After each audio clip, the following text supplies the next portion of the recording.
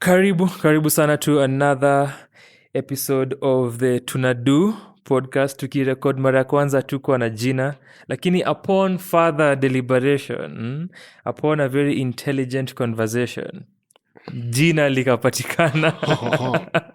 The podcast inaitwa Tunado. And tukishare first episode ilikuwa na jina, hapo tulipata hiyo jina 2-3 days after our conversation, after our recording. So karibu sana to another one. Asante for the interaction, the engagement, the support, the comments that our first episode imepata. Iendelee vivyo hivyo, isikuwe tu first time excitement, and then because now we are in a relationship unaanza unaacha kufanya zile vitu ulikuwa unafanya, unalegeza, maintain unakuwa too comfortable manze, maintain. So karibu sana kwa another episode. African Irauka Norman Abe. A week after our first episode went out, 2 weeks since recording. And we mwenye unasikiza itakuwa wiki kadhaa since itakuwa 2 weeks since wewe kuisikiza. Mnafilaje? Mmepata comments from your groupies? What are your groupies out here saying?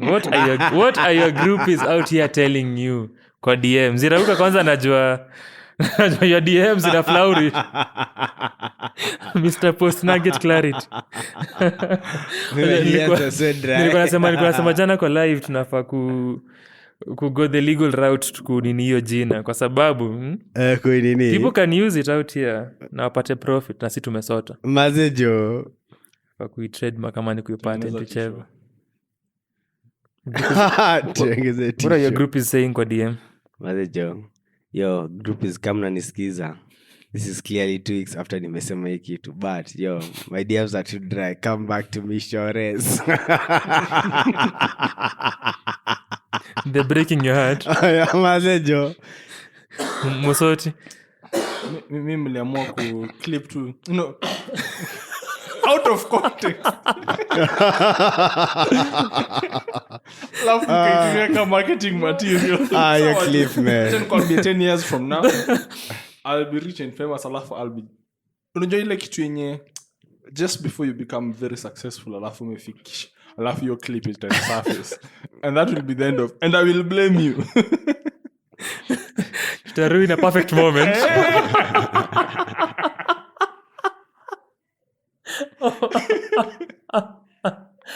The needy ita surface time uko almost kuko CS. Exactly. CS. But it's kama ni a Kenyan government position, yes, then itakuwa shida. Itakuwa someone alafu na ulikuwa unadu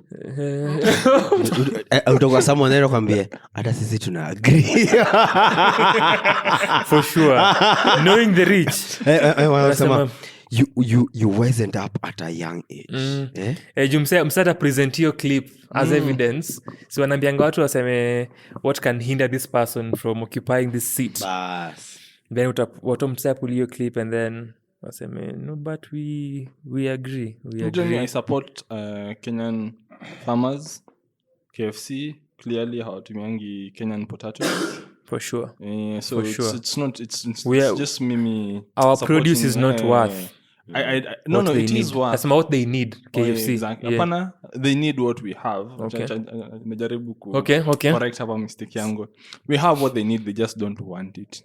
Our potatoes are just fine. Okay. Grew up on it and look how it turned out. Yeah, notwithstanding ile comment nilimeka, I think I'm still okay. Hey, buku hapa. What are your group is telling you? Maze, hey! In absentia. Fortunately, episode 1 I could go out. Thank God for the load of technical difficulties. The original episode 1. Unajua Pablo anaishughulikia, so inatwikiwa. Hiyo deni ilikuwa umse anaitwa Mike, alikuwa anabonga watope.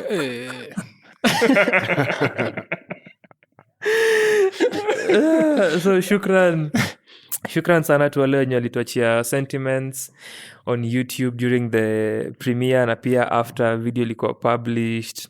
Shukran to Hazel, shukran Nyanchama, shukran Omari, asante sana Karori, Wambo, shukran pia to Adoveli and Viva na wale pia wenye wameisikilia pale Spotify. Tunashukuru sana sana sana. Abe hukuwa hapa wiki iliyopita, but tulikuwa hapa kwa the original, the debut episode, na tulisema last week that kwa the previous episode Abe ilikuwa this one unakuja with your apology, so the floor is yours. Ulipeana some slander targeted at Nadia Mukami the Great. Haikuwa slander, Tulikuwa hapa na I shared my Mosoti. opinion. Tulikuwa hapa na Mosoti. Someone has to look even once. Ulichoma. Ulichoma. Nataka watu wasahau yani. Ulichoma. And the episode itakuwa inatoka watu wasikie kile ulisema. So Do the context ilikuwa apology episode ndio hii and you have the floor.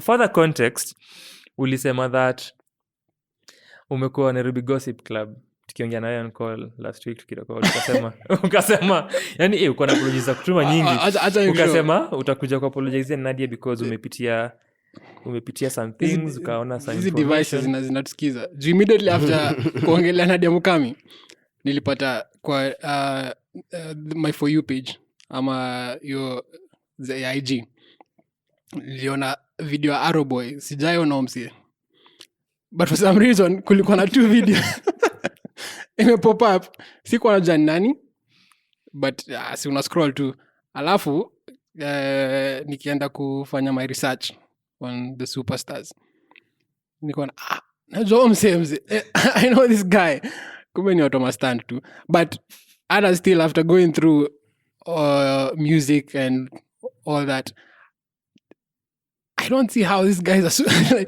like at what moment did guys think, because for superstars I think kunafaa kuwa na the controversial moment ama you just have to be extremely talented. Sijaona any of that. The controversy for Nadia, I don't know. I don't see what the fuss is.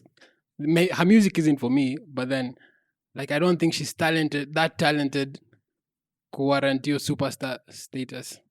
Nana controversy, like she's just the quintessential good pop star. So kwa your FYP uliona videos za Arrow Boy.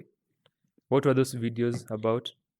Kwanza kulikuwa one shot of him like there's many photos of him shirtless. There was that. Alafu kulikuwa na ingine I think alikuwa nafukuzwa place. Okay. Kuna this, what's it called? Freestyle go viral. Ile one by one, me pay my chance one. Msema sikio? Clearly. For the culture. Imekuwa very famous freestyle. Sasa you are the one kwa hii group mwenye una satisfy that part of our audience. Ilikuwa kuna this guy, famous TikTok guy, mwenye he goes around alafu ana play beat alafu anaambia si rap. So this guy killed it. Like hata mimi nilibambika nayo. So the first post niliona ni Arrow Boy akirepost yake akisema natafuta huu msanii mnipe contact yake. Hiyo ingine ilikuwa Arrow Boy akiwa shirtless. Alafu ingine I think kulikuwa na stunt fulani ilikuwa inakaa scripted. Kuna msee alikuwa anakuzia do yake. I'm not sure if that is Arrow Boy, but I think ilikuwa Arrow Boy.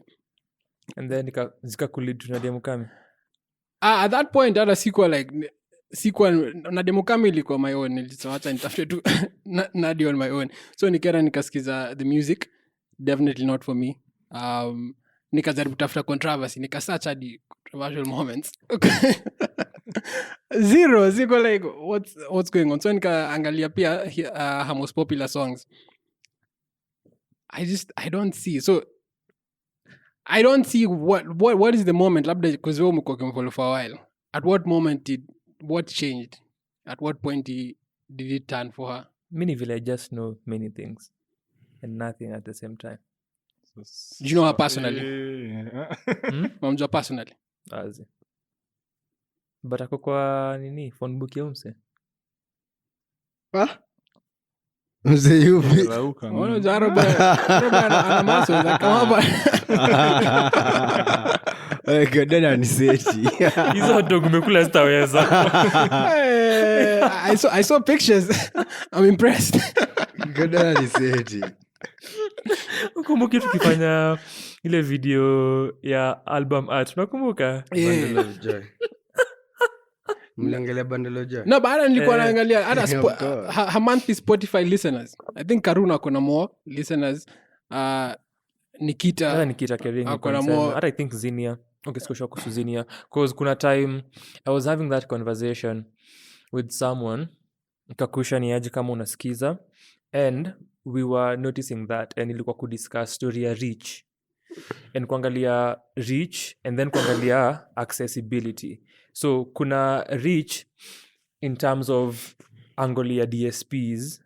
And our wasanii kama the Zinias, the Karuns, the Nikita Kerings having more monthly listeners than the Nadia Mukamis and the Arrow Boys. Lakini ukiangalia numbers zao na reach yao countrywide, ukiangalia the shows they are performing and their popularity ni larger than the Nikitas and the Karuns. And pia their numbers sasa on platforms kama YouTube and their views ni bigi sana. Yeah. But you know, kitu ni surprise though. Akona Wikipedia page. Nadia. Hiyo si surprise. Ndio wasienga wana. Hiyo si surprise. Sasa ni because ni Nadia. Because nilikuwa like, okay, oh, she actually, yani, she's her. Because ni Nadia. Yeah, because at that point, I think he'll validate. Like, yeah, that's she's a superstar, man. Because your Wikipedia page, I don't think, Kali akona Wikipedia page. Yeah. Ilikam juzi. For some time. Yeah, but anyway, up to now, I really don't understand what's the moment that ili turn for her. At what point did it turn? Like, I mean, power to her, man. I think kuna hadi kwa comments, man. Like, nilikuwa a random TikTok. Kuna a TikTok I was scrolling through. Walikuwa nauliza, ilikuwa na celebrate father. Ilikuwa Mother's Day. Ama ilikuwa the most recent one. Father's Day. So walikuwa na appreciate Kenyan celebrities that are like the couples wenye wamekuwa good parents to their kids, blah blah blah. Alafu kulikuwa na Abel Mutua and the wife, Jugush and the wife. Of course ujui jina za the wives. Endelea. Because ilikuwa Father's Day. It was Father's Day. But they actually highlight the men. Venye nafaa. Stay toxic. Ongoze Women's Day.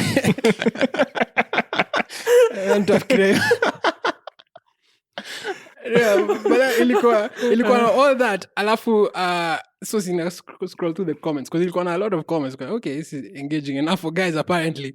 Alafu like the first 3 comments ilikuwa, how about Arrow Boy na Nadia Mukami? Niko like, hey, damn. Niko like, hey, like I don't want fans that go hard for me like that. So man, apologies to Nadia.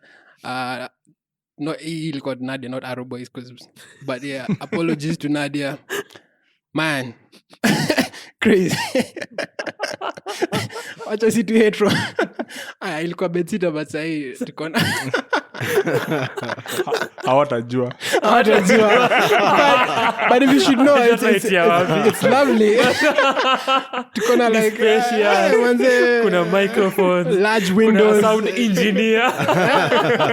Kuna Nadia bar just right now.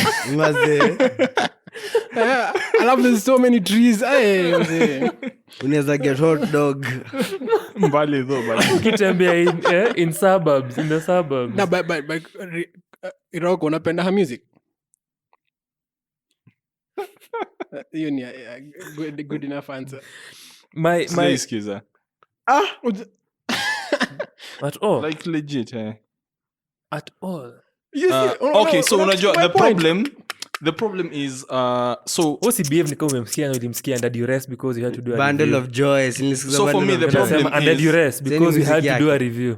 kuna a lot of mainstream Kenyan music yenye siskizangi na since unajua the beauty about algorithm ni ina tailor your music to exactly who you listen to, who you search So mimi somehow hao watu wote hawakwangi kwa TL yangu. Asikia So vile saizi- umesema, watu wote.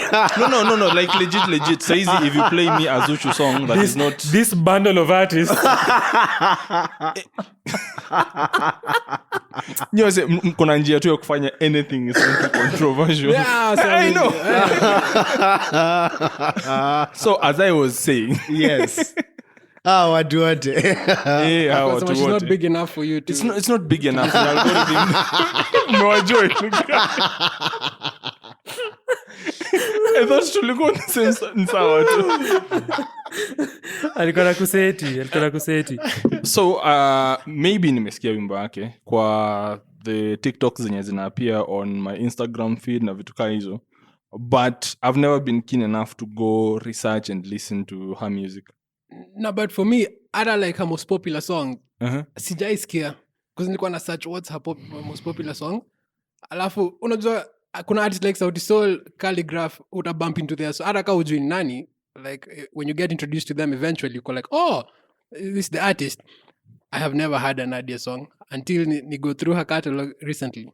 Hata hiyo her hit songs ilikuwa like, where has she been all my Hazikuwa zina sound familiar. yeah, sijaisikia anywhere. Hata kwa stories wasi wakishare like which begs the question like Jali after Mosoti after this utamwona kwa nini yako. No, me, I am Mzee sure. nimepenia. I am sure nimemsikia, but it's just that I don't know. Sijui that song is hers. I did not actively siku follow up. I don't know. I just generally Kenyan pop music inakwanga a little It's not for you. generic Kuwa safe. in a bad way. is not for me. It's Not just- for you. Yeah. It's for hao watu wengine. The people who don't deserve KFC. Swali ni Kodo, swali ni watu wengine, are they the needy? Najisikia Kiema amesema ya watu wengine deserve KFC. My sentiments kuhusu Nadia na jani yake and the reason amefika place amefika, ukisikiza hiyo episode tulifanya before our debut utasikiza my sentiments and vile nilidetail safari yake, and ikafanya Eba ende amtafute na akuja tupatie apology. So once again you apologize To Nadia to Nadia. and her fans. Thank you. Wako na jina Sijui Nadia. Nadia. tunafa kuna Nads.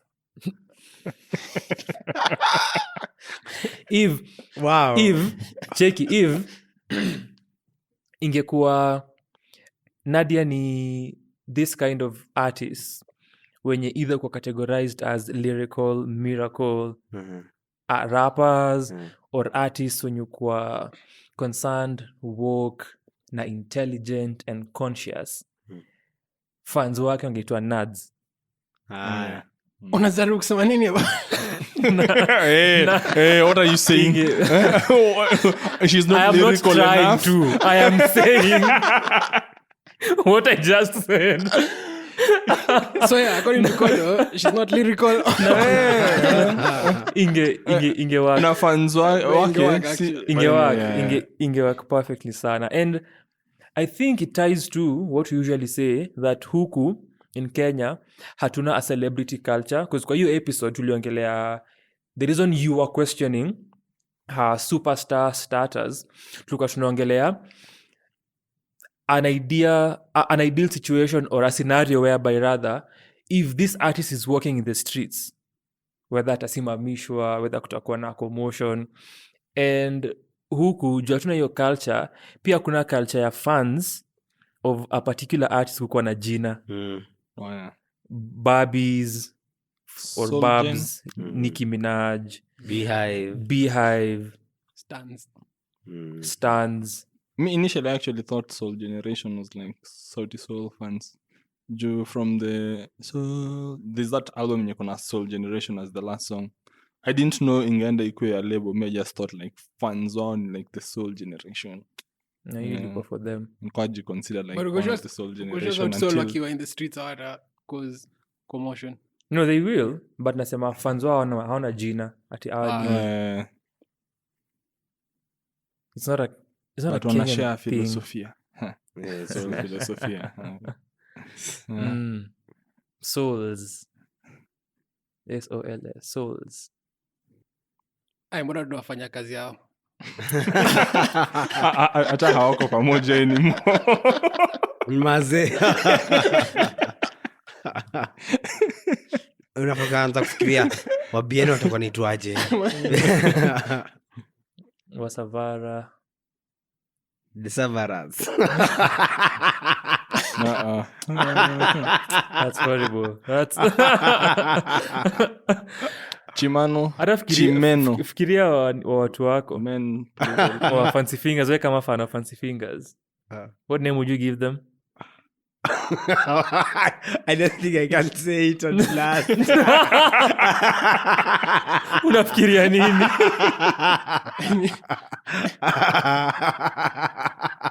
Hebu iseme. Nitafikiria wenu.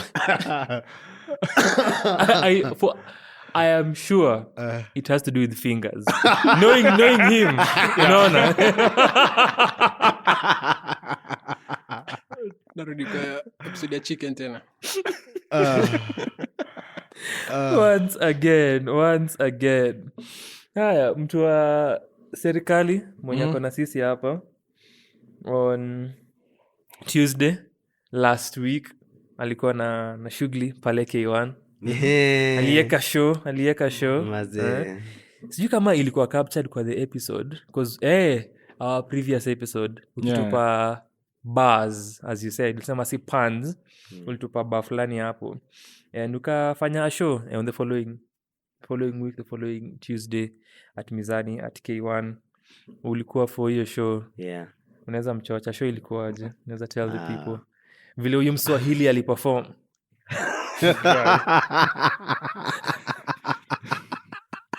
As the government person. Pia tatuambia. Mwezi separate like entity yangu ya gava from. Now Ishakuwa personality na sikona dai. Now that Pan-Africanist president is fucking us up, we just have to, mention him and the government here and there and attach it to you. Okay. Because you're part of what is happening behind the scenes. Unajua vile program ya housing inaenda. Unajua how our money is being eaten or not. You know these things. You know what's coming in the next 10 months. Unajua what will follow NHIF. You know all of these things. So we have to bring that in as well. Ulikuwa unaongelea mse wa gava. We as the people would like to address you. Kuhusu show, sinaongelea tu performance ya the man himself. Unamchocha, unamdisparage, unamslanda vile tu utafeel. The man who knows. What do you know? Tell us. Usituambie. It's my time now. What are you saying? Anyway, with regards to the show, naweza sema nilikuwa impressed na vile ulikuwa na hata nilikwambia hata afterwards vile unatumia your language, vile the way you have mastered, not mastered, but it's, I think it's a speech pattern, na pia vile uliniambia your sheng, like your sheng is more or less non-existent, but vile how you weave English and Swahili together in a sentence, na it doesn't sound awkward. Haina ile feeling ya hapo hivyo ni kama alikuwa anatafuta jina tu ya kuweka. It feels very natural to you, na ni style pia najua si watu wengi wana, because it's not really a style but it's like kwanza ukiangalia writing styles. Anyway, nilipenda hiyo, nikapenda ile the fact that uli take time kuandika hizi shairi za Kiswahili, like that is insane. The fact that no, and then pia one thing sikupenda ni kuna ulikuwa do readings but like pia naelewa uzee, unajua. so there's that kitambi, unajua. Government like Like, why should I give a shit about cramming? And I'm thinking about budgets and housing, Papers, documents to sign. documents to sign, bikes to race, like a lot of shit on my mind, man. But it's just an aspect ile mi na feeling you learned when one is performing poetry, and I feel pia like reading takes away kiasi from the performance aspect, but then again I understand that you can do a reading as a performance. So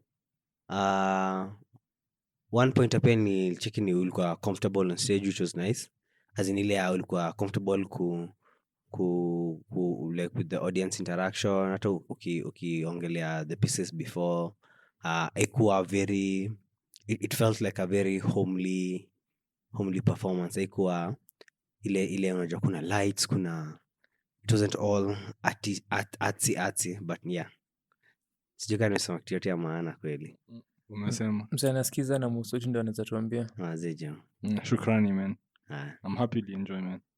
Wewe una prefer kukaa on stage ama pia ni uzee na gava Mimi na ni kitabu? uzee. Unacheki si hata uzee. Unaona venye wasana semanga ati when you're acting you don't know what to do with your hands. Yeah. Mimi nikiwa stage I don't know what to do with my feet. Ukiwa okay, so this is standing. How tall are you? Are you Abe? no, si hivyo. Issue ni when it comes to performance kunakuwa na both movements za mikono, using the stage as your own. So at times I feel nikikea mic kama nimesimama, I'm still constrained to that one particular place. I don't like holding the mic nikiperform. So nikisimama, the only things I can move is my hands. Alafu ni change style. So why not just have a seat on stage, nikuwe comfortable, my legs are not going to do anything either way. Acha tu nikae, it's more comfortable for me. Na pia nikitetemeka kidogo mwezi ona, man, nikisimama mtasikia, so mtasikia miguu kinini in case kuna hizo jitters and the like. So nikikaa I find myself more comfortable while seated than nini. But generally if ningekuwa nimepewa a lapel mic kama kitu kama hiyo, sitting does not make sense. It's just the type of microphone umepewa na yeah. So yeah, I do like sitting. I prefer it. Mbona? Umeuliza? Because notice the times nimekuwa nikiperform recently you've been seated, and the image I had combined ni kuwa ukichukua kiti ilikuwa Nairobi Museum. No. Ukifanya set yako pia ulikuwa umeketi as well, which was 2020 just before COVID. I wasn't there for your podcast recording at Gute. I'm assuming mlikuwa mmekaa. Of course. Juu when I went for ile Slim, Nyash na Tra, Yeah. when they were doing their pieces, they were standing and performing them. So nimekuwa nikikaa kwa your recent performances, so I thought about that as well, and whether it's something that you currently are preferring, and for what reasons you previously ulikuwa unasimamanga ukiperform. Kwa show ya Trouble, for example, that's in 2020 ulisimama. Yeah. I think I prefer Good. msaki keti. Huh? Me feel when someone akichukua seat on stage then I feel like wanataka tusikie kinasema in a way. Ukichukua seat niko like okay, what are you trying to say? Because then ukisimama and I feel yes you still have something to say. Wacha ni phrase differently. Some pieces zina require mtu kukaa than ama the regarding how like ka when he animated on stage ama when he come alafu kuna some pieces you just don't even have to memorize, come na book keti, and depending with the audience na the setup it makes more sense. Like for example this space nye tuko mse akika chini na I read like the poem, then it makes more sense. But na feel ukienda place kama like the Kwani open mics ama this place yenye it's kuna a lot going on in the background, then ukika chini it might take away from your ability yako kucommand the stage ama the audience, unless uko charismatic enough could just ukikaa watu wako like okay tunadai kusikia huyu jamaa anasema nini. Kuna wasanii wenye for you who read and you don't care whether they're reading? Yeah, Mi pia. Yeah. Nani? Nkajazia. Ilikuwa ni mtaji. Ilikuwa ni mtaji as well as I was asking that imefikiria. Ana Mosoti. Akisoma siezi mind. Awezi irauka. Do. But mtu kaa Dofan. Ita take away from other his performance. Nilikuwa nisema ita work for performances zake na pieces zake. Wewe? Can't do. Waka manze, karibu. As in, like umesema wewe, tumeongelea nini? Like with regards to nini exactly? Nimeongelea performance ya Mosoti, nilikuwa dhani wewe utaongelea performance ya Mosoti. Zisi kama kuna wasanii wenye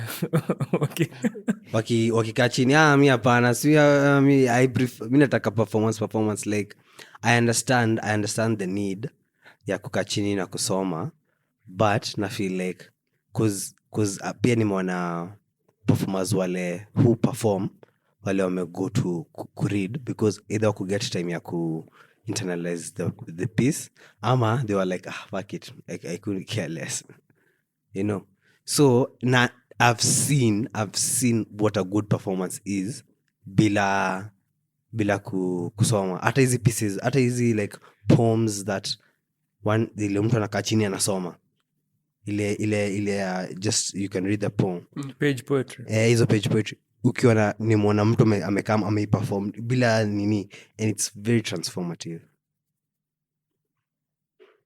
Like una feeling sasa hiyo bila paper me feel it's ni the artist na the art itself, like hakuna hindrance ya anashinda kiangalia akinini, like it's and then it's both premeditated na bado ni what's it called, instantaneous. What's the word? So ni mwandishi, look for the word. Mazejo. You see? 30 minutes later. That's why you need to read.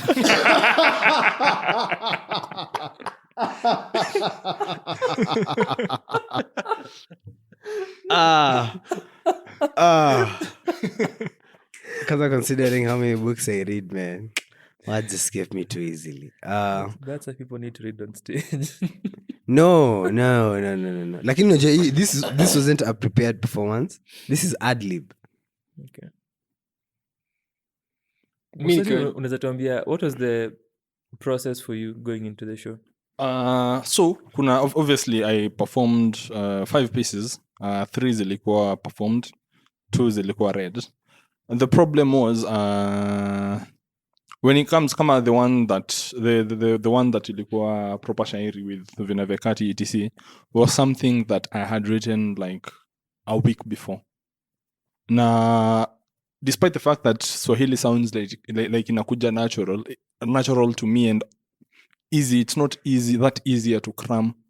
With Swahili, the rules, despite the fact that you may go through shule etc, it's not as easy to remember exactly how you wrote it na kuimemorize alafu we perform like it does with English. English, all you have to do is ka unajua this is the end rhyme, this is the mid rhyme, isn't the words as in alliterator pa katikati, you can just combine them somehow na bado itatokea vizuri, so you are less prone to messing it up. But in this point I'm doing something enye nimehesabu hadi vina. So if I was to cram it alafu perform it alafu I miss a single word ama I say a single word wrong, you isha throw off vina, isha throw off kila kitu, so the presentation won't be exactly how I wanted. Na between the time of me kuiandika na me kuperform, it was not enough time for me to actually sit down, cram it properly and perform it how I want it to be performed. Unaona? So that is part of the reason why nilisoma. Hiyo ilikuwa the piece about hiyo ombi, hiyo the other the shairi huru hamkuwa muisikie by the way. Hiyo ilikuwa tu bonus, niko like let me just niwapatia was to do 4 pieces. So nikaona instead of kufanya 2 pieces alafu nisome alafu nini, acha let me just restructure my set, nifanye piece moja from memory, ingine from reading, piece from memory, from reading, alafu nimalize na a piece from memory. Yeah, so venye niliorganize set yangu pia ili dictate the two pieces and I ended up reading. Yeah, so that is the reason why I did that. Ulihisi vipi kuperform ombi? Ulihisi vipi kuperform ombi? I was not supposed to. Okay, when I made the decision to perform it, because I remember it was just a realization. I realized, my grandma passed, and she and my mom are the people who like pray for me the most. So me, actually, I feel for audience, my brother alikuwa amekaa huko, and he's the one who really received your poem venye nilikuwa nataka I feel. He is the one person mwenye anajua exactly venye tulikuwa on phone calls for 30 minutes, na hiyo 30 minutes uliongea na yeye the first like 3 minutes, the rest of the minutes niwe kuombewa over the phone call. So it felt good. It felt like nimeandika juu kauja notice I rarely write personal pieces. Inakwanga more vitu zenye ziko abstract yenyu wanaume, yani mnaongenga tu sijui concept za art na universe, lakini vitu you have to think big problems, history, unajua politics, lakini the one by the most like the most female poets, or like nikijua the people I know who read on stage ni female poets.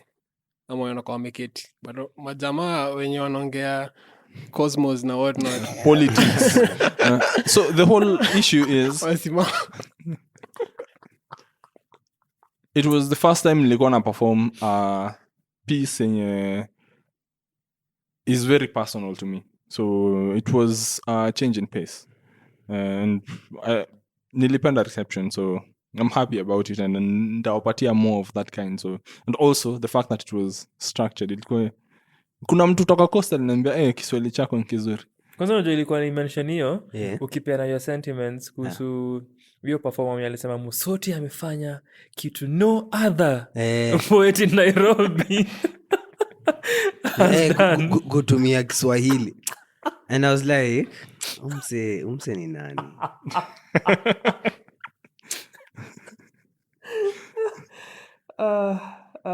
ilikuwa interesting. Hizo sentiments ukonga interesting kusikia. What's the term for it? Apart from being general, very presumptuous. Yeah. Very presumptuous. But I can see where very absolute. I can see where they're coming from pia. You know me the first time nilisikia Mosoti. Pia ulikuwa hivyo. Yeah, because hiyo ilikuwa nilisikia Norman versus the people yo. Yo switch up nilikuwa like, hey, hata sikuwa, nilikuwa dhani you're not from Nairobi, nilikuwa fikiria msi anabonga yo swa, yo si the guys I hang around cannot grasp this. I want a capacity ya kwenye, so ya kuenda like this. Just so you know, Kodo na Irauka ndio marafiki zake.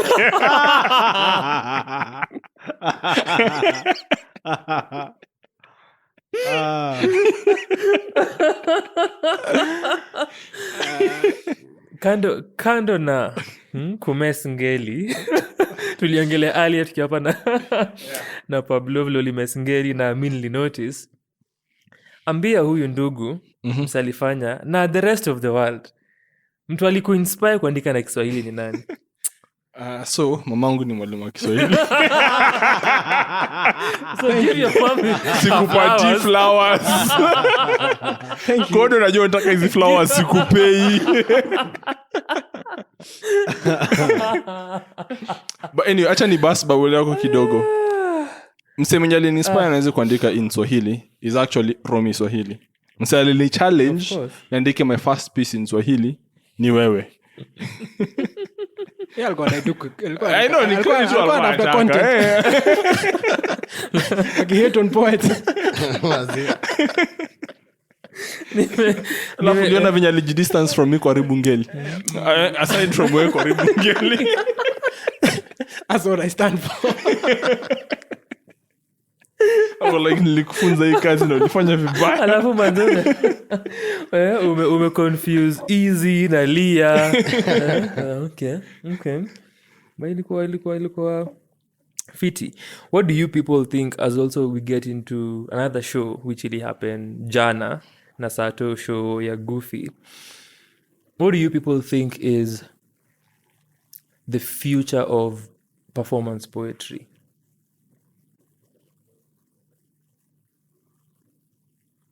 Where is the art form performing spoken word moving towards professional? Yurauka, unajua umekuwa kwa scene tangu 1990s. You've been wewe kama elder unaweza juxtapose vile ilianza in the 1990s 2000s foundation ya kwani na binyavanga into ukuje all the way. Dear listener, I am not as old as it has been implied. I am older.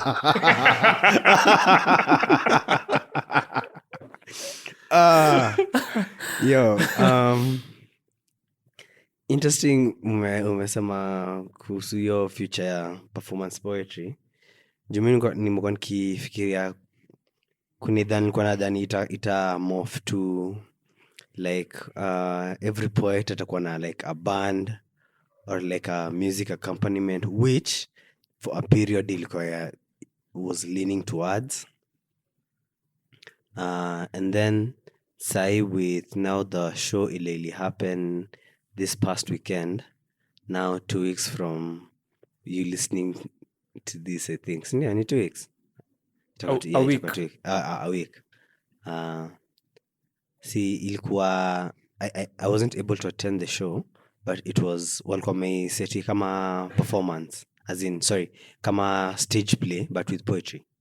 How would you describe it? Ndio niendelee na method. Not a stage play. Ilikuwaje?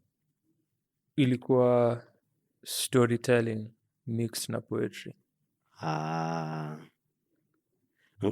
you would define it differently? Pretty much. Yeah. Ilikuwa artistic performance. Alafu ilikuwa multidisciplinary in terms of wao kutumia poetry as the only means. Kulikuwa na music, kulikuwa na stand-up comedy, kulikuwa na very many different elements hapo ndani. Poster ilikuwa imesema nini by the way? Sorry? Kwa poster. Unaweza endelea? I feel like kukuwa tu na Mufasa na Gufy on the poster ili insinuate that it's going to be a poetry event. I guess probably atawasa ku take the time kwa Zilikuwa Nairobi Dating Stories. I'm assuming ilisema a poetry performance concept or something along those lines. okay. Call to my basi. So mimi naona ile place inaenda ni more poets wata set up concept shows kama Timo GK. Earlier this year alikuwa na show Muta wa Samrania. I forget the name. Of course you do. A philosopher walks into a bar. Matarani. Yes, a philosopher walks into a bar. A poetry performance concept. So nachiki, and then nachiki ka Amina Tosara. Alikuwa pia, as much as ilikuwa book launch, pia ilikuwa like a concept show. Like ilikuwa Amina Tosara presents Kalbi, a concept. Ilikuwa a concept, I forget the a poetry concept. A poetry concept. Like na feel the more poets what are lean towards waki put up shows, as much as itakuwa like depend utwe or rather what incorporate other aspects kama music, maybe band nini, but haitakuwa ile ya ndio show yangu, kuja show yangu mimi ndo na perform and then kutakuwa na band. Itakuwa like sema kama nani, there's this show coming July 22nd or 24th. Yeah, Lexus Mshairi. Niroge nisiroge. Niroge nisiroge. Like hata hiyo pia cause vile so far vile hata amekuwa nikichiki the ads na amekuwa ki advertise for quite a while now. Inakakuwa like a concept show. See, just him with like a band kama how it used to be like a while back. So I feel that's where we are heading to, where poets are going to put in time to build a show around themselves, and then wanna invite audiences, although I might be wrong. Pia, that takes a lot of work. Kwanza ungemention Mudhoni as well. Oh yeah, Mudhoni ni mimi. Yeah. Reflective surface. Yeah. Kama unasikiza itakuwa a few days ago now, where unaisikiza on this episode on Monday, this coming Wednesday, which is 2 days from now, nitakuwa nimepublish our conversation na Mudhoni on reflective surface. Yeah. Yes, and then pia of course Slim Shaka over Dying Breed. Yeah. Oji. The scene inaenda wapi? The scene inaenda wapi in terms of performances? You feel Azirabuka amesema history ya concepts, we've done that for some time. Imekuwa consistent. Kuna artists who've done that consistently for years. Hata Gufy whom tunaongelea na Mufasa for hiyo show ya Nairobi Dating Stories ni one of the many shows. Gufy amekuwa consistent na nini? Definitely. Mbaya sana. Naona kuna more artists wenye wanaipick na wanaendelea, but as you said, mid 2010s band na the act pale mbele was the thing. Hiyo ndio ilikuwa format wasanii walikuwa wanatumia. Na ilikuwa msanii ameka show and then anaita wase kadhaa kuheadline, hasa kuheadline, curtain raise ama kufeature, and then sasa ndio either anamalizia show ama ndio kwa katikati. Na it wasn't like a concept per se. Ilikuwa like come he show who ndio the headliner and then these are the other acts. Mosoti Gadogo live. Featuring. Ilikuwa ni sort of one step higher than an open mic. Yes. In that instead of watu kujiandikisha before show, watu walijiandikisha before show. Kwanza kuna people who are doing those shows completely horribly in terms of msada kwa ni end your headliner, tunakuja kuwatch, alafu the lineup wasanika 20 maze hata wasanii walikuwa alipo aje hapo analipo fist bump.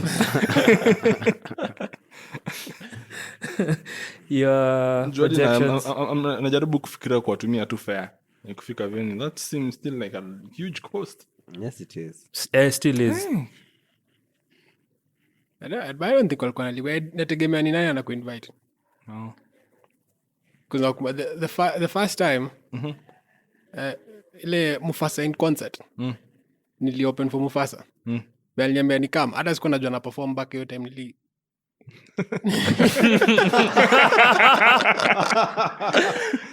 nilikuwa chuo bado at River. So Mufasa texted me the night before, kama unaduni kesho, akamwambia dusi kuna show yako, akaniambia kama mapema. So akaniambia mimi nikijua nakuja kusaidia ticketing ama sasa kama mapema. So kufika hapo nikapata yours truly na kikete. Hata nyinyi mnakam kusaidia ticketing because show doesn't start in like 4 hours 3 hours. Kama do Mufasa a little bit come. So tukaenda kwa hiyo rehearsal alikuwa anafanya na Rush Band. Akaniambia saa hiyo time ndio nilikuwa najua na perform. But still at that point I was kind of nafikiria hata nilipa how much like shit na perform kwa show Mufasa. Nilikuwa excited bado na poetry. Like damn. So na imagine if you're given like an upcoming poet or just someone who just new to the craft is given such an opportunity, they wouldn't really think fikiria more about the pay, but they're like, oh, any opportunity like clout ama however so you view you it. actually advocate for mtu kulipo na exposure? No, but I can see you can see how I it can works. see how unaweza ku approach na someone you like look up to ama you consider an idol ama kikayo. I can be kama uko like, oh, for real, definitely manze. Nikaa sahi Harimaka kujaambia Kodo akam open kwa before nileneo thought ya Harimak na Kodo, when nileneo thought ya Harimak na Kodo, don't you think, regardless of the sentiment behind it, it's exploitative of the artist? Yeah, it is, but then I'm not looking at it from that angle. Mimi imagine to like mimi for example kana look up to Sam. Alafu niambie, yo come open nini? Lakini unachiki hata hukuambiwa come open, uliambiwa kama mapema, then ukifika niambie by the way unaweza open, like unachiki regardless of ni chance ndio unapewa, bali unachiki vile imefanywa, like haujatreatiwa kama artist. Najua, but ukiflip it, like for example, if it was an artist I didn't respect, for example. No, this story now. Nakupea the same scenario. Like ingekuwa like an artist I don't respect that much, alafu aniambia yo kama mapema. Niambia kama mapema.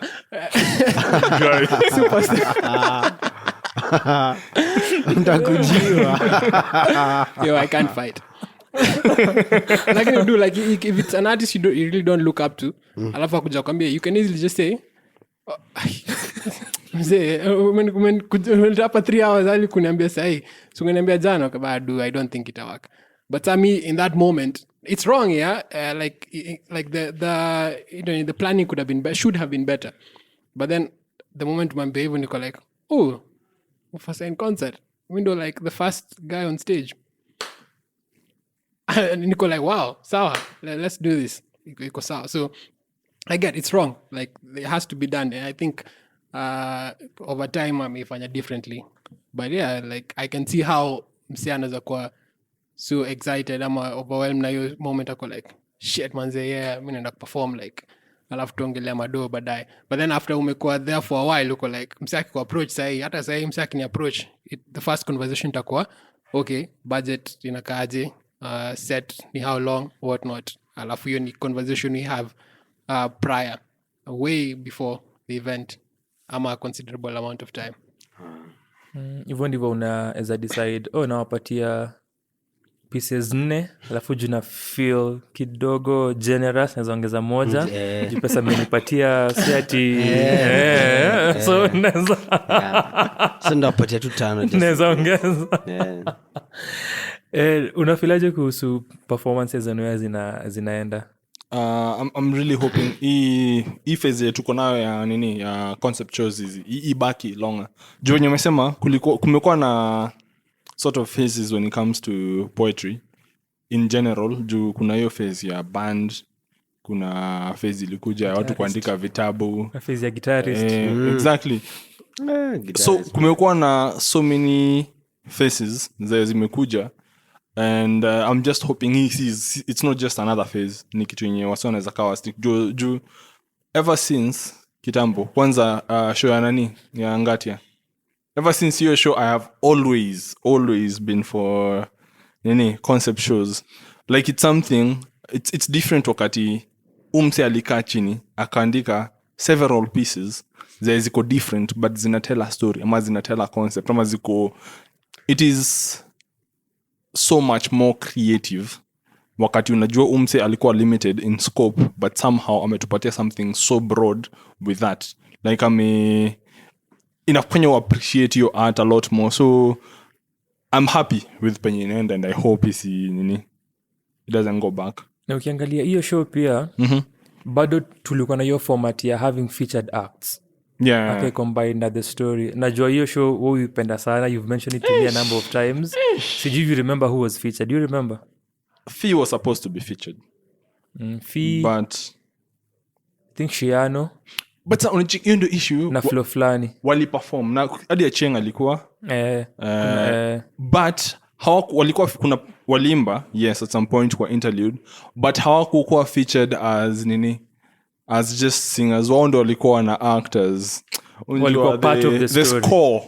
Wao ndio walifanya the score ya the whole thing. Umse akitoka hapa akiwa in a sad scene, wao ndio na provide the sad music. Wakiwa in this, as in it was just well done. Unakumbuka jina? Nimesahau. That's to stand na jina basi. Of course, it's why I'm here. Yeah. It's the only reason. Losing Grip. Yes. 2015. Yes. At the Goethe Institute. I wrote a review about that show. 15. Like since then. The 15. No, in my head, 2015 is such a... Okay, in a car recent, since then kuna very few shows nimeattend zenye zimefika even close to that. So in my head, it's still very fresh. Like I can see it being performed. So Kinembea in 2015, it's almost in 2 years, itakuwa 10 years. It's 8 years since then. Is that the best concept show Shai attend? Personally, yes. Ilikuwa na Laura. It's a good question. Okay, for me it was. Sami yako ni gani?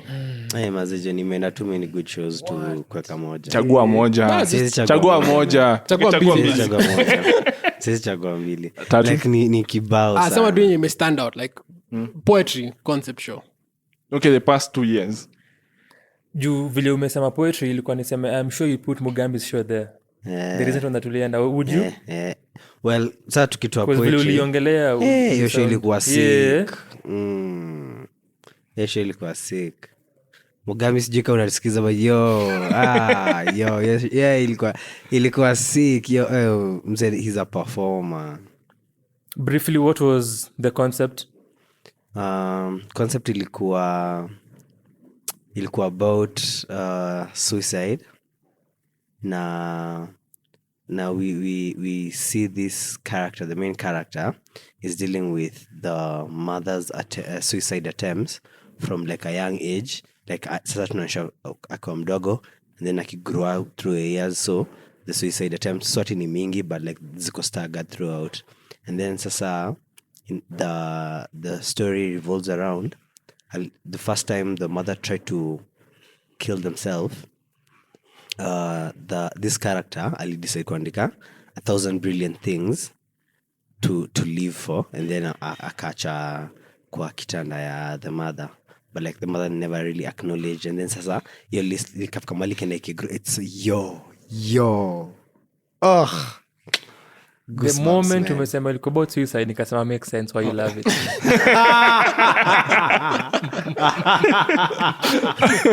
Wow, but hey, Mugambi was amazing, man. I'd have to sit down like nikae chini nizifikiria vizuri juu like nimeenda shows zingine like nimekuwa tu blown away na sort ni cause I really enjoy shows where you can feel the performer ama the artist is giving it their all ama it's they're genuine about it, like nilo na feel umse like you can taste the emotions, and that's how I can put it. Unajua like and na nikada but I'll have to sit down and think about it, then I come back with an answer. Yeah, inaweza kuwa very good conversation that we can just expand on, where tuna take time to reflect on those shows, what they were about and the ways ilikuwa executed. For Nairobi Dating Stories, Mr. Rogato, wewe mwenye umekuwa on the same stage na Gufy before, you know. Light work. Unaweza light work. That's light. Unaweza tuambie vile ulifeel kuhusu the show. And Mosoti pia tulikuwa nayo huko, kumekana wewe. Huyu ndio aliamua, akuji kusupport. I'm support for so long. Akamwacha kaemta. Life got in the way, guys. Life got in the way. Muli experience aje Nairobi Dating Stories, which ilikuwa ina happen on the 24th and 25th of June 2023, this past weekend, at the time of this recording, at Brabant Theatre. Gufy has done a show there before. Alifanya Home in 2017. I believe that was in May. And Mufasa amefanya pia a show huko before. Alifanya Mufasa for President huko last year in May. I think that was 28th. In preceding this moment last year, Gufy alikuwa na The Other Things in Love, October 19th, I believe, and then May 1st alifanya Black Boy Joy, Abe alikuwa featured, and if you know Abe and unaweza ona skin color yake, you know why alikuwa featured kwa Black Boy Joy. And his favorite color. Because I'm a very joyous individual. I'm a joy. Naweza tuambia kuhusu Nairobi Dating Stories. It was everything I expected it to be. Meaning like the poetry, I know what I was going to get, but the thing nilikuwa interested sana ni kuona how they would use Mike na Esther. And for me, they made the show for me. Wako na like the timing in humor nini, your concept ya therapy au kwa therapist, alafu like walitain your story brilliantly. That is Mike Mushiri na Esther Kazungu. So like na pia plus hiyo kuleta Gufy na Mufasa, introducing them therapy, alafu sa au kusema hizo stories from like unajua like at first hii kwanza ilikuwa conversations kwanza wanaongelea about the experiences with certain dates and whatnot, alafu I think hizo dates ya walikuwa na feel is big enough wana turn into a whole performance. So I liked how they tied into it. Alafu ya kwangu hao walikuwa like walikuwa Standout, and then the guy on the sax alikuwa Don. yeah, the last thing alifanya on that stage alafu cause Even before that. yeah but sa ili hit home that last piece ya Mufasa nili I shed a tear hiyo. Yeah. Alafu sa the lady coming in kuimba alafu na mazana sax hiyo ilikuwa, that's how you end the show. Like if the rest of the show ilikuwa terrible, if that was it na Mufasa siaifanya kitu ingine ama Gufy, niko like I'm okay, like that's how you end it. Yeah, so ilikuwa in terms of the poetry, nothing stood out as much, but Mufasa's last piece ilikuwa like wow, because I think I could relate to it. The skits zilikuwa well done, the interludes na hiyo performances zilikuwa, Rasa alifanya fiti na hiyo Nairobi, alafu kulikuwa na Shiro with the nini, so alafu we didn't see the MC which was until the end, so nilipenda how they brought that together. All in all, alafu yeah, the stage and how ilikuwa ilikuwa levels man, waleta gari mzima bana kwa stage. Investment. Yeah, set design, new stage ilikuwa very well designed. I think of all the shows ni attend in terms of stage design, poetry, nothing beats that.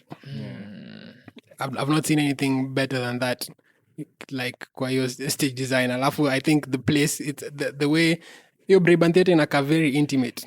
I don't think this would work as well at KNT. Because of the way the stage iko. So like for that ilikuwa that's the perfect nini. Alafu walikuwa na hiyo swing, alafu walikuwa na coordinate the outfits na the background, so everything ilikuwa executed well. Alafu the fact that they do 2 shows consecutively, I just space out. Na the second date ilikuwa almost sold out. The first date wasa walikuwa nakosa seats, so we can't take that away from them, but I also understand why they're going that route, because I think Gufy and Mufasa wamefika point yenye like it can't just be poetry all the time, like because I think been there, done that. that. Like they don't have to, so just explore. And of all the, I didn't the sequenda for Mufasa for president, but nimeenda for all of Gufy's nini. I think this in terms of execution ilikuwa the best of all his shows nime-attend in terms of like execution. You know what it's about, like kuna get immediately, just you don't even think about wait what's going on. Black Boy Joy kuna hiyo thought ya wait kuna some sad pieces, afu kuna different featured acts wanakam na their own story, so kuna hiyo contrast. Alafu hizi zingine Gufy and the Midnight Kids, I didn't quite get it, unaona, but then una get, so but hii Nairobi Dating Stories, it was just that you just tell the stories, the therapy nini, kila kitu ilikuwa inatie together. So I think this is their best, well in terms for Gufy this is his best, but it's ni show yao, like this is their best nini mona from both of them. I think Black Boy Joy was the most conceptually layered. You have to sit and think, how are these pieces tying to the concept of Black Boy Joy? How is this segment ya Abe connecting to the show performance ya Slim? Kufikiria hizi moving pieces zingine, Achieng pale nyuma, all the performances kina Eddie Rasamor, you had to ponder and kuangalia okay, how are they tying to the concept. I think this one was very direct na straightforward and ilikuwa easy kudigest. Unaona kwa therapy pale unasikia the story and then pia it's storytelling. Nikatu, as I was telling you tukiongelea the other things in love the other time, bado conversation the level of poetry and the level of writing and then the level of storytelling and the level of writing. Hiyo show yake na Stella Kivuti very direct. Ni storytelling very direct, real stories za relationships and then kulikuwa na hizo moments za poetry. I think this one had more poetry than the other things. But what Mufasa does well is as much as it's direct, unaweza feel kuna element nyoga okay, because kulikuwa na times Mufasa anatoka stage wase wako like like una check like because kuna I think his second last piece I'll get into the zone but ako kwa his poetic bag and poetry and bado zone. Still it's not too difficult to digest hata kama we simse poetry. So I think there's a way he does it that it's very easy on the air like Nugget anasema alafu ina hit anajua kuhit, so he does that brilliantly. Hata kwa hizo poetic Tuesdays yofanya like hata kama upendi poetry uko like this is such a nice story, ni kitu very engaging. So and I don't think we're going to see very speculative another like poetry heavy like concept show from the two anymore. I think we will. It's just purely for the poetry audience.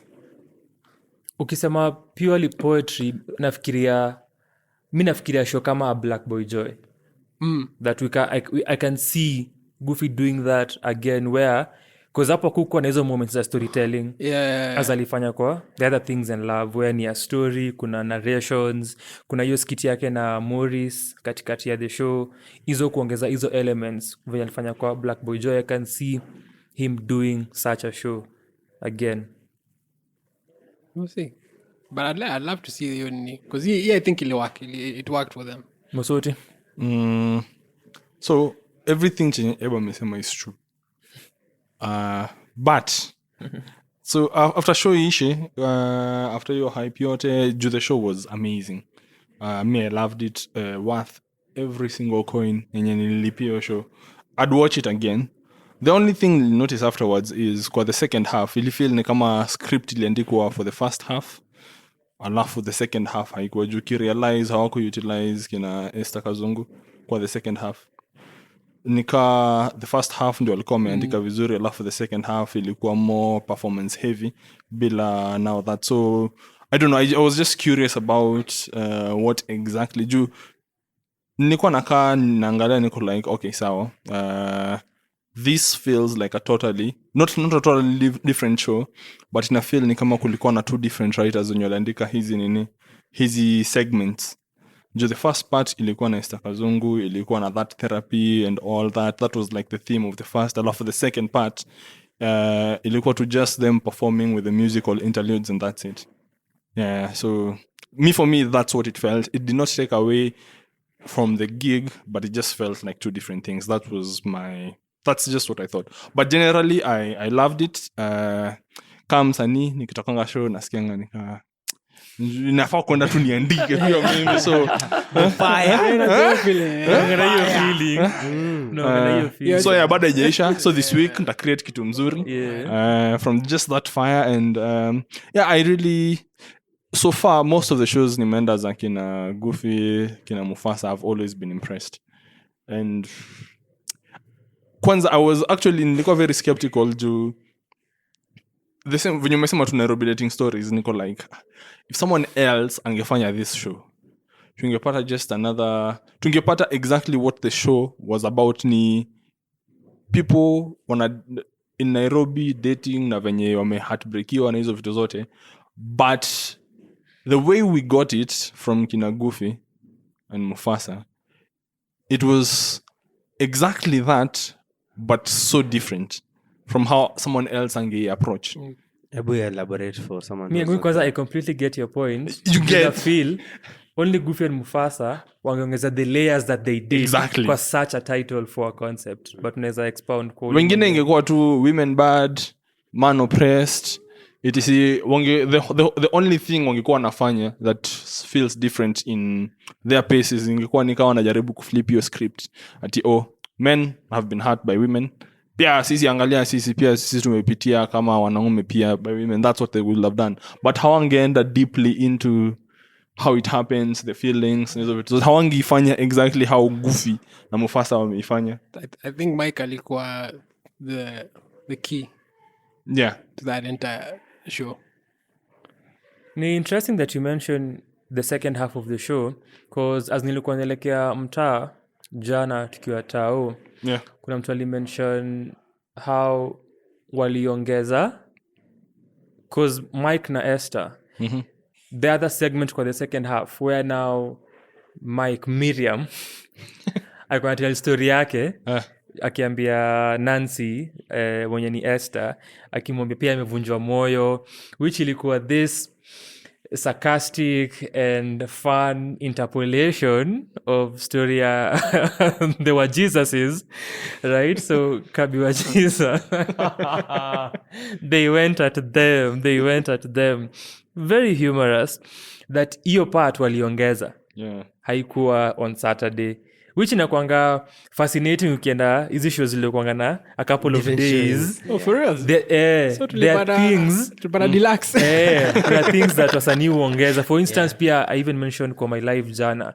kama ungeenda to Ali for Birds last year the opening night Friday then ulishia Sato sindio?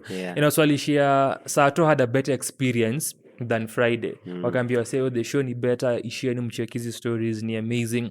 And then Mizani lishia Sunday and Friday. You could note pia the differences in vile wanai perform and some beats zile wametoa, some that wameongeza, how the performers are moving kwa stage and how they're doing it. Kuna hizo differences. Then pia how the audience is responding to what is being done. Because I mentioned Slim alikuwa ananiambia ile part ya Whitney Houston ya Mufasa akiimba on Saturday wakiifanya Mufasa aliimba hivi the first line the crowd ikatake over and wakaimba the rest of it. Unajua ilikuwa different jana. Mufasa ili have kuiperform line after line after line and then kunapotaka uliza hakuna fans of Whitney Houston hapa Ni ngoma gani? Ni mkapo entertainers. watu wakaanza kupik or also ile part ile Gufy anasema ask me what the shoes mean, ask me why the hat. Alisema Slim told me on Saturday people got into it easier than vile alifanya jana hiyo kunajua say wamuulize and then tukapata an extra performance from the therapist. So hizo ni vitu zile waliongeza and pia the audience response and reaction ilikuwa different. So hizo vitu kwa interesting ku note na correspond. Uja mention Nairobi and how ulipenda hiyo piece ya Gufy and how alitry the city and how people talk about relationships in Nairobi and how tie the city and how it affects us and how we view relationships and how we love and how we are the city and how we love. And I think that's what we're gonna say, that only Gufy and Mufasa could pull such juu ilikuwa the classic nini unaweka breadcrumbs alafu zinakuja kumata at the end mwisho. Of nini like ni kama ilikuwa nikaa ni movie mtu amepitisha alafu unaona casting kadamu but kamera imepita but hiyo damu inamaanisha kitu na itakuja movie as in it's just the rating was just good. I was okay. I've always been impressed by Gufy but I was even more impressed juu I know nilikuwa na mshow after the show ati man when I grow up nataka kuwa wewe, akaniambia wewe acha ufala, nikamshow juu na grow najaribu kuwa kama wewe alafu by the time na grow usha grow further so but the second half kwangu ilikuwa feel a little long. But me I actually did enjoy the second half juu ilikuwa na more performances na hakukuwa na juu okay not to take away from what kina Esther walikuwa wanafanya. Take away from it. No, I'm just saying personally I'm not the biggest comedy fan. Yeah. I have never been the biggest comedy fan. So kucheka. Napenda kucheka and all and I did love the show. Usifanya vitu mainstream. And I did love na nikisema nilipenda what they did, I did love and nilicheka, but for me I'm more geared towards something more serious when it comes to art na vitu kaa hizo, na not serious as in serious as in How do you understand? different kind of emotion, serious kind of emotion. See, it's very hard to explain. No wonder piece will hit. So pia ukupenda the comedy ya Shiundu. No, I did. Nilipenda. Like the issue, it's not that I hate comedy. It's not that I hate comedy. I do not hate comedy by any chance. Ni vile tu, I'm not the biggest fan of it. So it's still good. Nilipenda the first part. Like ilikuwa ina feel like, oh, this is actually something I can follow. The second part ilikuwa ina feel like Gufy comes on stage, alafu interlude ya music, alafu Mufasa comes on stage, alafu so ilikuwa ina feel ni kama tumeluzio, ilikuwa imeenda poa nini, ilikuwa imeanza poa, tunajua wako therapy session. Tumekuwa introduced to this therapist, moja ako in review nini, alafu tunaona Gufy ana come as the first nini. Ina make more sense. It doesn't feel like, oh, Mufasa amemaliza performance. I feel like, oh, Gufy amemaliza session yake, Mufasa amekamsa session yake. So wange find a way kuiprolong so that isikwe ni kama hiyo second part ilikuwa ndaka Gufy, music, Mufasa, music, comedy piece nini. Although in hindsight nikiangalia, I feel ni kama walikuwa differentiate. You can realize even the more hearty pieces zilikuwa the first section. So probably that might be the reason mbona mimi the whole issue about serious pieces, the second half ndio nilikuwa nakaa nasikiza na feel like hakuna points between the performances penye what I'm feeling sort of change drastically. Nile tumetoka from something very serious to something very comedic to something very serious again. Haiko na feel ni kama tuna switch hivyo. So ilikuwa ni sort of an emotion yenye niko carried through kutoka mwanzo hadi mwisho. It felt like a complete journey bila nini. That is the nini. So I think even hiyo kutumia kina Kazungu might have been the reason mbona waliotumia less in the second half. Imagine after Mufasa's piece mtu akuje doesn't make sense. Yeah. And even uta realize that hiyo session ya Miriam kutuambia story yake ilikuja mbele before waendelee na their pieces and kusikia more music. Dawn on sax, Ashley on vocals, Tony on keys, Rasamore on keyboard, Half Live na bass, and then Mathai on lead. Na walifanya Mutoria pia aliperform actually kwa hiyo set ya pili. Sana flex bana, nakumbuka watu walikuwa stage performance mentioned by name the sax unajua production manager was si ule stage manager was the guy sat on my left alikuwa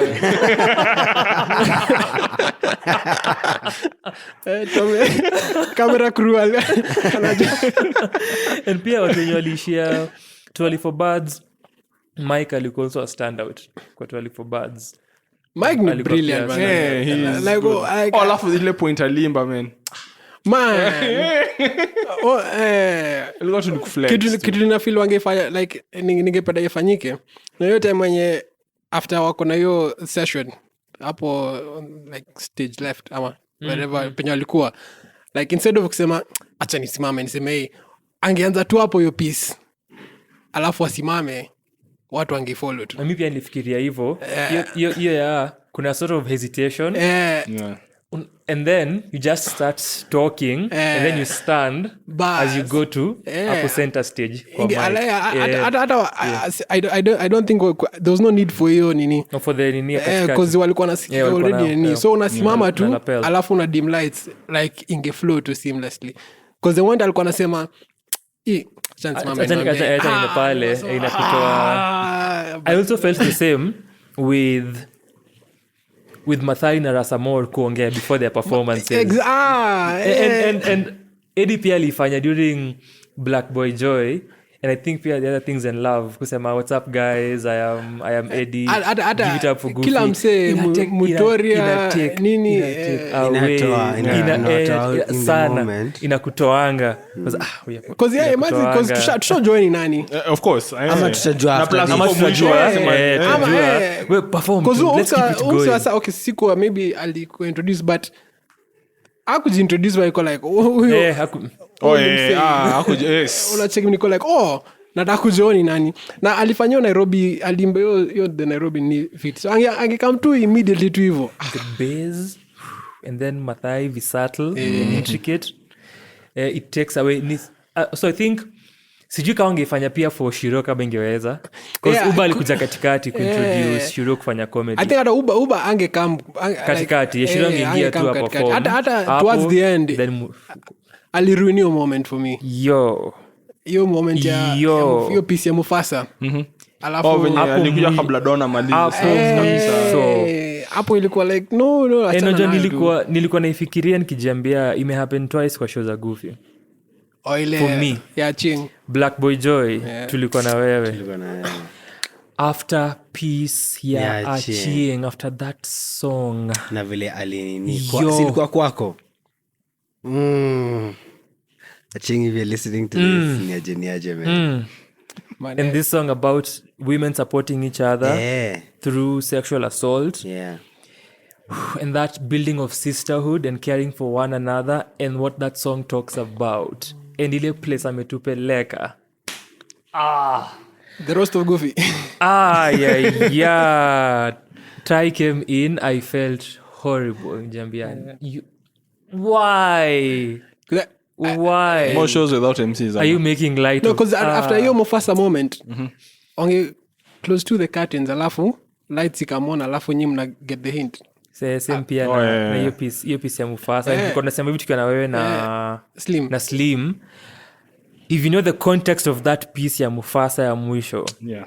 and you know where it's coming from and what it's about, to you it's beyond listening to a piece and imagining of someone kwa mind yako. So kwa wale audience na hawajui, you might still feel the emotions for sure because ali deliver. You might still feel the emotions. Ni kama ile piece ya Gufy and Black Boy Joy kuhusu kifo na budake and people up until Nyacharo. Yo. Yeah. So something similar. If you know the context and the way people may perform, without the context you can still feel, but ukijua the context Yeah, it hits. and usikie vile may perform. And then Ash takes it to a whole nother level.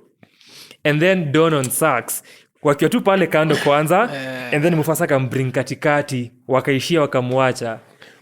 hiyo kwanza hiyo ilikuwa like the way alifanya hiyo ilikuwa perfect. That was perfect. You just walk out and as you say in terms of stage directions wakiumse wa curtains wambi akimaliza vile show ilianza kwa curtains ilienda juu because walianza mbele ya curtains Gufy on our right, Kibeto on our left, then wakazi leave tukapata Nancy who is Esther na Miriam who is Mike pale kwa therapy orient into this job anaanza. So ikiisha pia after Don amefanya kitu yake waishushe tu hivi chini because pia Tony because the keys pia zilikuwa na hiyo feeling na hiyo I'm not sure guy ilikuwa hivyo walikuwa na the same experience on Saturday. No, okay.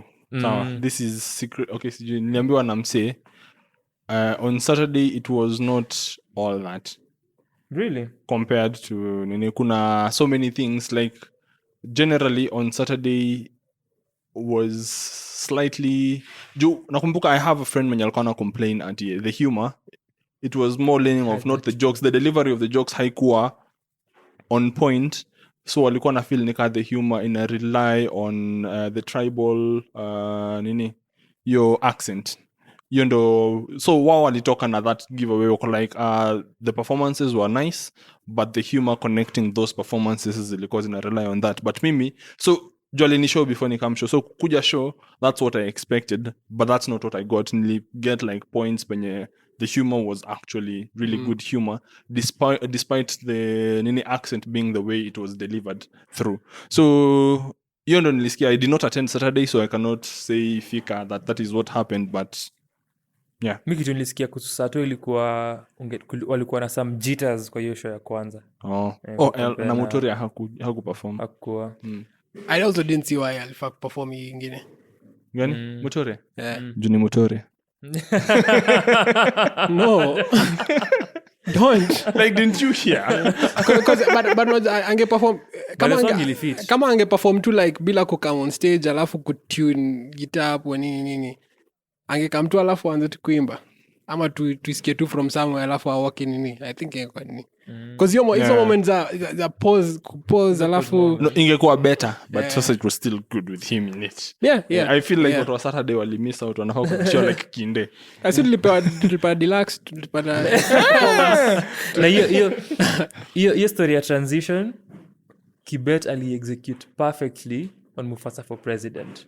The transitions seamless ilikuwa we only saw them mwanzo na mwisho. Nilikuwa najiambia yes this and of course Gufy aliona my review aka incorporate kwa the other things in love na pia alisikia maoni yangu kuhusu Black Joy anajipatch kwa mgongo. Okay, of course Gufy anaongea na 600 people lakini moja tu ndo pekee ndio na hata kuongea naye alisikiza review. I'll take time no review kuniweka kwa screen yake kubwa kwa nyumba akani watch and as Abe umesema Uba pia akakuja. Uba manjeka unasikiza man. Kwanza aliingia dona kiperform. Yo alafu the thing actually ni distract because when ali walk in alitoka kwa hiyo nini unazoona like attention yangu ikaenda kwake ikatoa from hiyo nini so hiyo and pia vitu Taina Ching angeacha hiyo moment sit na pia ki stage directions vile walizipanga as Slim alikuwa anasema hata angekuwa huko juu angekuwa chini and sasa ingekuwa after curtains imeshuka a minute or so and then we'll lift curtains then we'll big up watu because hata hiyo wakilift curtains kila msako on stage nasema tu thank you na that's all you need that's all you need Mufasa hiyo piece ya mwisho because initially nilikuwa nafikiria they'll bring the therapist mwisho and then iko ni kama a cliffhanger whereby wanatupea maybe a story of other sessions that they had but didn't happen on stage. Unaget kuhusu Gufy na Mufasa kuprogress the story and then inatuacha hivyo the problems are not solved, the stories za Nairobi zinaendelea zina continue but maybe part 2 but towards the end it will issue with an emotional because hiyo piece ya Gufy pia ya roses are red and sijui how this goes but love was unread and how Ali build and you've been here before 10 9 alafu the countdown ilienda ni kama the story ilianza hapa alafu account all the way alafu akarudi nyuma hiyo cycle and then Mufasa just happy boy Mufasa akaipeleka kwingine he brought a black boy ili make sense vile iliisha made sense vile iliisha hivyo emotional. Anyway, but one word like wame make history. I don't think that's a moment you can't take that away from them. Like one of them, we're not doing poetry anymore. Ni sawa. Ini a decade plus of putting in the work ndio afike hii point ya putting a show for 2 days na watu wakuje na ano wase wanafaksa kwa royalties from nini stuff kama hizi. They've done it. The evidence is there. Mufasa, Gufy, Mean, hii success mna pull different audience members, different crowds. Also any kitu nilirealize like most of the audience huko haikuwa the kukikata audience ya poetry ya tunapatana huko Sato. Mimi naongea juu ya lembo hivyo kwa Sato ilikuwa more na spoken word fans than ya Sunday. Sato definitely Sato ingekuwa regardless kuona like unje ndio kitu ja realize like Sato kulikuwa kumejaa hao alafu Sunday kulikuwa na bado watu besides hao almost na full. wamejaa. But honestly, like, massive. Mufasa na Gusa wanaweza sema tuko na show 2 weeks from now na wanaweza isel. Yeah, this coming weekend kuna some shows. Ulikuwa niambia kuna a jazz event. On A second. jazz event. Fena pia kona launch album yake Love at Last at the Alchemist. I believe that is on Thursday. Mapenzi. On Sunday kuna shows 2. Lisa Odor-Noah Yeah. akona Acheche session. Unajua Lisa Odor-Noah, Jahera, you know, and Malo. Oof. And then kuna Blankets as well. Lineup ya Blankets ni Maya Molo, Costa Ojwang, Victoria, Brandy Maina, Maroon Commandos, Nameless, Calligraph Jones, and Ben Soul. Is there anyone else on this list tukimaliza who would make you go for Blankets hypothetically? Junajua Mwendi. Wow. Really? Irauka. Is there Anyone else? anyone who would make you go for Blankets? Rudia the list. It has to Yeah. be. Maya Molo, Costa Ojwang, Mutoria, Brandy Maina, Maroon Commandos, Nameless, Calligraph Jones, and Ben Soul. People on that list. Confirmed. Unajua, I just want to be sure Clearly, that unamaanisha that watafanya list. uende. Haumanishi like artist tuongeze kwa hiyo list. The disrespect.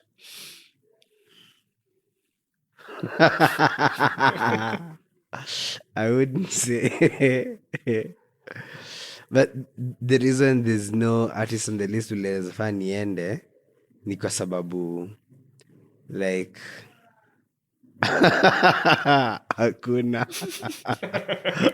I want sitting shows. Like I nafeel ndo niende Blankets, like lineup inafaa kuwa na at most 90% of the artists I want to listen to. 90%. Do you like it's a whole day? Well, it's not a whole day, but still it's a whole day. Like, yo, niende a whole day for just one artist. That's insane. Sinaweza msikiza kwa nini? Mosoti. Mimi naweza enda show yote for Mutori, I mean. So Blankets natokelezea. Sasa issue ni kuna Lisa hii side ingine. That is the problem. Wow. Na nilinunua ticket before hata nijue Blankets now. Ina happen. So there's that na kuna Maroon Commandos pia. Those two. K Jones labda. Kana perform na live band which. Ni Blankets, hana option. Ujasikia ngoma ya Calligraph this And year. pia ni Mimi? Mbungi alikuwa anasema hivyo jana, mwenye alikuwa the stage designer kwa show ya Gufy and Mufasa. Nimesikia, I think nimesikia Ajika ngoma ya moja. Calligraph, but K Kuna Jones wimbo anafanya wake ende. na ndovu kuu. Yani this year. Ni ngoma ya kitambo. Yes. Ndio. Binti.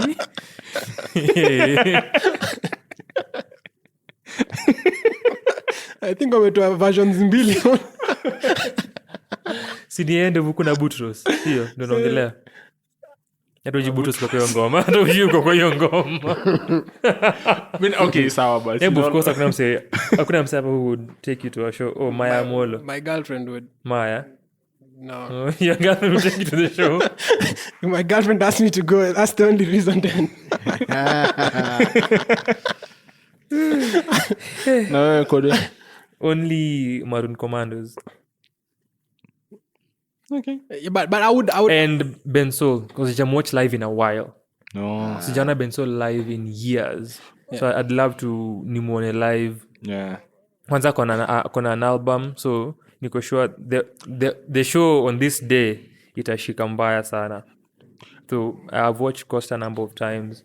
I'd love to watch Maroon Commandos. And OG for curiosity only. Oh. naweza penda kwenda for these shows, lakini just na feeling very awkward in such. Ingekuwa like in an enclosed space, alafu tunakaa chini, alafu you don't have to interact na usikize tu muziki. And I would do that. Na Blankets ni fun. Blankets ni fun. Yeah. But Njeri angekuwa na Kinoti. Kinoti alikuwa last time. Where were you? nilikuwa na wera Noti, Lisa walikuwa last session na Billy Black Am I last right? session. Billy Black. I think Billy Black, Jerry still have some more shows under their belt before wakanyage a blanket stage. Anyway, hizo shows zina happen a day before siku unasikiza this episode. Any other sentiments tukimaliza? Umeshasema Kuna kitu ingine kusema? Ningeona Nadia Mukami. And with that we call it an with episode. that episode imeisha. Asante for listening. Kama unaisikizia on Google, on Apple, on Spotify, tafadhali tupatie your feedback. Leave us a 4-star, 5-star review, 1-star, but tuachie ka 5-star, tutashukuru sana. Invest bado kwa relationship, do good things.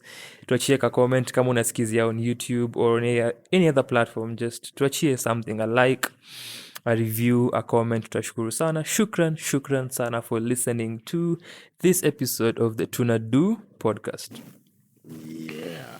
Ndio kitu tumedu.